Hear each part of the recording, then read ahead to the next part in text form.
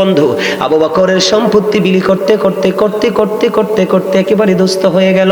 দুস্থের মানে আপনারা অনেকেই বুঝেন, আবার অনেকেই বুঝেন না। বন্ধুরে আমার, গরিব বলা হয় তাকে যার এক কিছু সম্পদ আছে, মিসকিন বলা হয় তাকে যার কোনো কিছুই নাই। এরকম হয়ে গেল। একদিন মসজিদে আজান হয়ে গেল, নামাজের সময় চলে যাচ্ছে। আবু বকর নামাজ পড়ার মতো পোশাক নাই। আপনাদেরকে বলে দেই, নামাজ পড়ার জন্য কিন্তু নির্ধারিত একটা কন্ডিশন আছে পোশাকের। এই শর্ত সীমারেখা ওভারটেক করলে কিন্তু নামাজ হবে না, বাতিল হয়ে যাবে। বন্ধুরে আমার, আবু বকরের টাকা নাই, পয়সা নাই, আজকে যে নামাজ পড়তে যাবে জামাও নাই রে। এবার আবু বকরের গায়ের মধ্যে ছোট্ট একটা জামা। কি করলেন? ওইদিকে মসজিদে আজান হয়ে গেছে। চিন্তা করে মনি, বাবা নবী মসজিদে অপেক্ষা করে গো, আর আমি আবু বকর এখনো প্রস্তুতি হতে পারলাম না। বন্ধু, সেটা প্রমাণ করেছে আবু বকরের গায়ের ছোট্ট জামার সাথে গড়ের মধ্যে ছিল বালিশের কাবার। বালিশের কাবার দুইটা ছিঁড়লেন। ছিঁড়ার পরে খেজুর কাটাকে বানাইলেন সুই, এবং সে খেজুর পাতাকে বানাইলেন সুতা। গায়ের জামার সাথে গিলাপগুলো সুন্দর করে খেজুর পাতা যুক্ত করে একটা জামা বানাইলেন। জামা বানাইয়া ওই জামা নিয়ে নামাজ পড়তে যাইতে বন্ধু দেরি হয়ে গেল, কারণ এটাকে প্রস্তুত করতে সময় লাগে। দেরি যখন হলো, আমার নবী ডেকে ডেকে বলে, রে আবু বকর, আমি থাকা অবস্থায় অবস্থা আমি চলে গেলে না জানি কি হবে। ইয়া রাসূলুল্লাহ, নবী গো, ইচ্ছে করে করিনি। নবী গো, আজকে যে মসজিদে নামাজ পড়তে হবে, আজকে যে মসজিদে আসতে হবে গো, নামাজে যে শরীয়তের বিধান আছে, বিধানের পোশাক তো নাই গো নবী। এই পোশাক তৈরি করে আসতে দেরি হয়ে গেছে। আমার নবী আবু বকরকে নিয়ে বন্ধু নামাজ পড়লেন। নামাজ শেষ করে দুটা হাত মোবারক উঠিয়ে দোয়া করে দিলেন। নামাজ শেষ করে মসজিদের এই গেটের দিকে কদম দিতে দেরি রে। এবার চাইয়া দেখে বন্ধু, হযরত জিবরাইল খেজুর পাতার পোশাক পরে হাজির। আমার নবী ডেকে ডেকে বলে, রে জিবরাইল, ও ভাই জিবরাইল, আমার কাছে যখন তুমি আসো ব্যতিক্রমী জান্নাতে পোশাক পরে আসো, আজকে কেন রে খেজুর পাতার পোশাক পরে এসেছো? ইয়া রাসূলুল্লাহ, ইয়া হাবিবাল্লাহ, নবী গো, ও প্রাণের নবী, আপনি আপনার নজর মোবারক তাকাইয়া দেখেন গো, আপনার আবু বকরের পরনে খেজুর পাতার পোশাক গো, কাপড় নাই, তারপরও নামাজ ছাড়তে রাজি না, আল্লাহর কুদরতি কদমে সেজদা ছাড়তে রাজি না। খেজুর পাতার পোশাক দিয়া যখন জামা বানায়, আমার আল্লাহ একটা ডাক দিয়ে বললেন, সে আসমানের সকল ফেরেশতারা রে, তোমরা সবাই চাইয়া দেখো, আমি আল্লাহর কুদরতি কদমে সেজদা দেওয়ার জন্য আবু বকর পাগল হয়ে গেছে রে। আমার হাবিব অপেক্ষা করতেছে, সেটাও সে চিন্তা করতেছে। আমার আবু বকর খেজুর পাতার পোশাক পরে নামাজ পড়তে যায়। তোমরা একটা কাজ করো, আজকে আমার আবু বকরের সম্মানার্থে আজকে আসমানের সকল ফেরেশতারা খেজুর পাতার পোশাক পরো। জোরে জোরে বলুন না সুবহানাল্লাহ। বন্ধুরে আমার, এই কথা বলতে দেরি, এবার বললেন, ইয়া রাসূলুল্লাহ, আল্লাহ রাব্বুল আলামিন বলেছে, কেউ যদি কোনো ফেরেশতা যদি আজকে খেজুর পাতার পোশাক পরতে আপত্তি করে রে, আমি আল্লাহ ফেরেশতাদের দপ্তর থেকে নামাইতে বাধ্য হব। সুবহানাল্লাহ, নারে তাকবীর, নারে রিসালাত, গাজী সুলাইমান কাদরী সাহেব, মনোহর কাদির পক্ষ থেকে, মসজিদ কমিটির পক্ষ থেকে, এলাকাবাসীর পক্ষ থেকে। বন্ধুরে আমার, আমি আপনাদেরকে বলে দিতে চাই, একটু মনটা দিয়ে শুনেন। হযরত আবু যর রাদিয়াল্লাহু তাআলা আনহু থেকে হাদিস বর্ণিত, যেহেতু শীতের দিনে হাদিস শরীফটা শীতের মৌসুমের সাথে সম্পৃক্ত, আমার নবী শীতের দিনে বের হলো, বের হয়ে চাইয়া দেখে গাছের পাতাগুলো ঝরে ঝরে পড়ছে। এবার আমার নবী একটা ডাক দিয়ে বললেন, রে আবু যর। আবু যর উত্তর দিলেন, লাব্বাইকা ইয়া রাসূলুল্লাহ। নবী যে গাছের ডালা ধরলেন, ধরার পরে বন্ধু আরো প্রবল বেগে পাতাগুলো ঝরে ঝরে পড়ছে। এবার আমার নবী ডাক দিয়ে বললেন, রে আবু বকর, সে আবু যর, নজর দিয়ে চাইয়া দেখো, শীতের কারণে শুষ্ক হয়ে গাছের পাতাগুলো কেমনি ঝরে ঝরে পড়ে।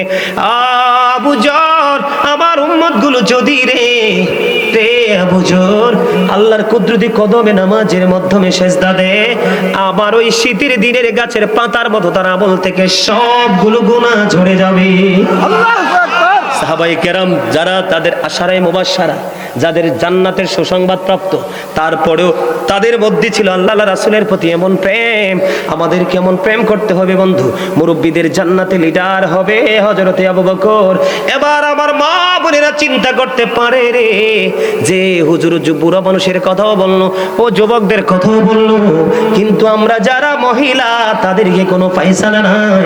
আমার নবী মা বোনদেরকে বলেছেন, আবেদা সালেহা তাহেরা মায়েরা যারা হয়েছো, তোমাদের জন্য বড় নেয়ামতের খবর।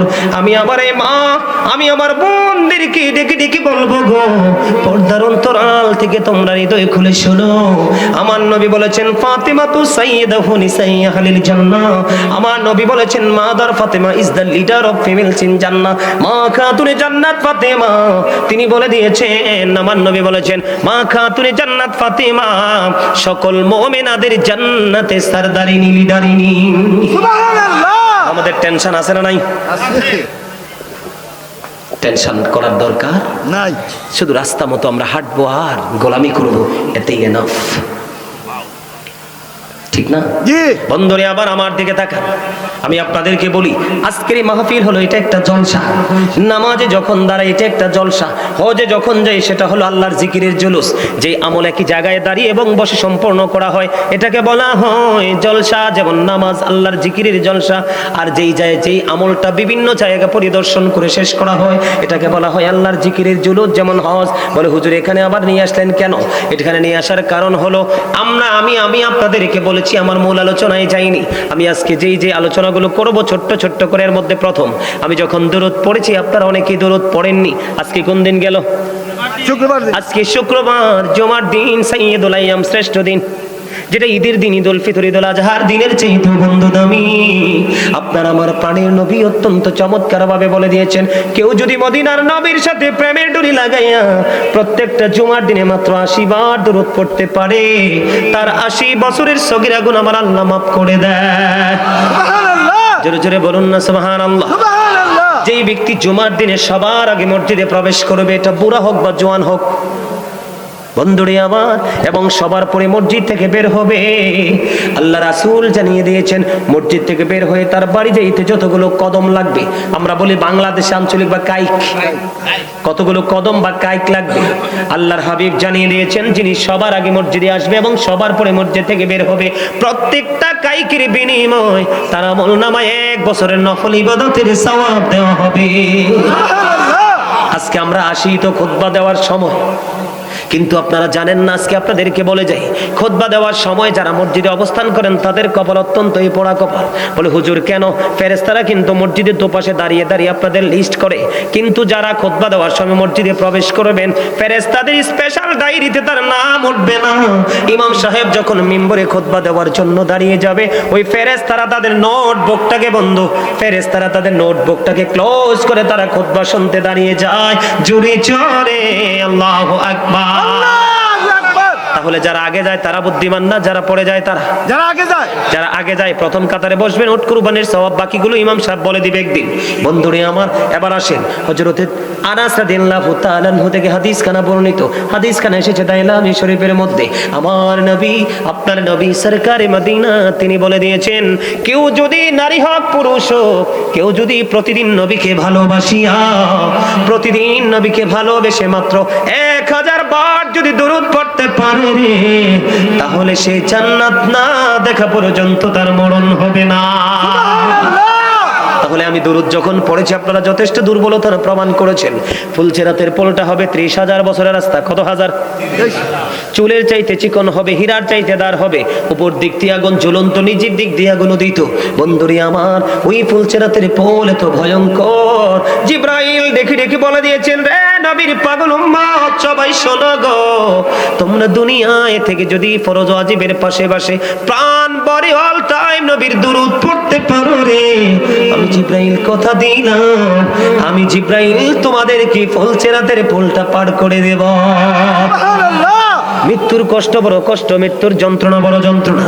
আজরাইল আলাইহিস সালাম কথা দিয়েছেন, কেউ যদি নবীকে ভালোবেসে নবীর প্রেমের দরুদ পড়ে, তিনি কথা দিয়েছেন বন্ধু মৃত্যুর সময় এমন ভাবে তোমার দেহ থেকে প্রাণ পাখি বের করবে যেমনি ভাবে আদবের সাথে নবী রাসূলের প্রাণ পাখি কবজ করেছে।